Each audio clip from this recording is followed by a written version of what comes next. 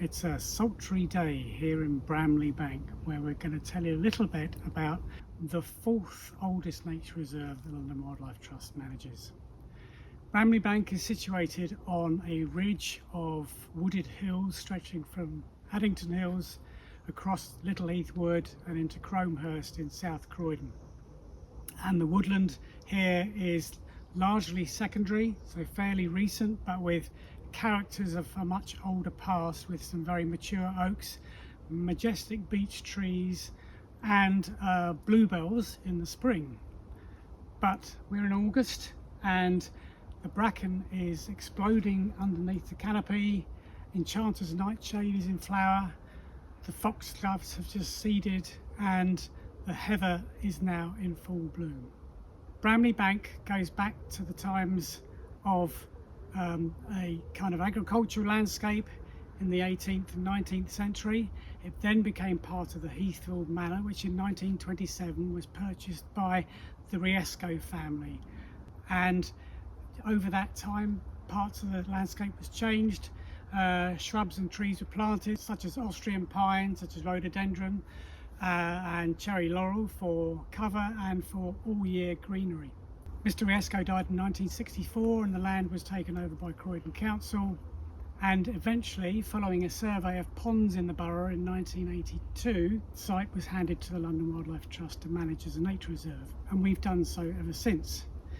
In 1987, active volunteers started to take out some of the invasive species, reinvigorated the pond, which is the largest woodland pond in the borough, and undertook some necessary works to improve the access to the site.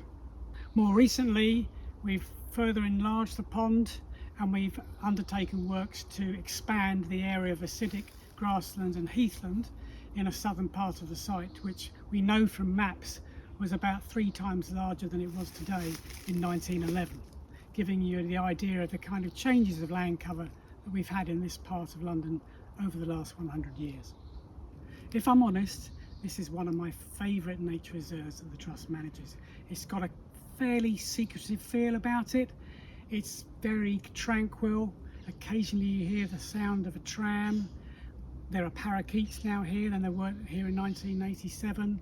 There are jackdaws, there are jays, there are woodpeckers, and our plans here are to further undertake tweaks of management to maintain its biodiversity interest, reduce some of the rhododendron and cherry laurel, and also just to make sure that people are aware of the site.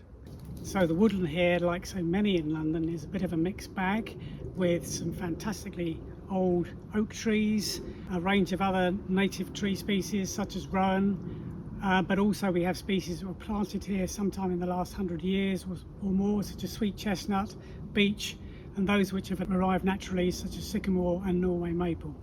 And also critically, we have the presence of a range of mammals which people won't normally see if they're walking through the day, such as badger, pipistrelle bats, noctule bats and bankvole. At Bramley Bank we have our only bit of heathland that the Wildlife Trust manages.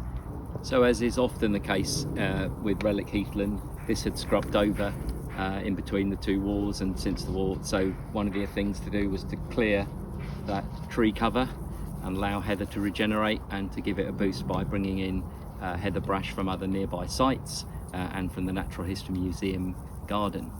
So the remaining tasks to do are to keep clearing this glade or this area further and expand out into the area where you can see the dead trees and the scrub there. But this bit is doing well. It's got a good assemblage. We can hear common grasshoppers, meadow grasshopper, and we've had a red kite overhead using the thermals that these patches of land generate to soar overhead, and there's a profusion of bees and butterflies on the heather.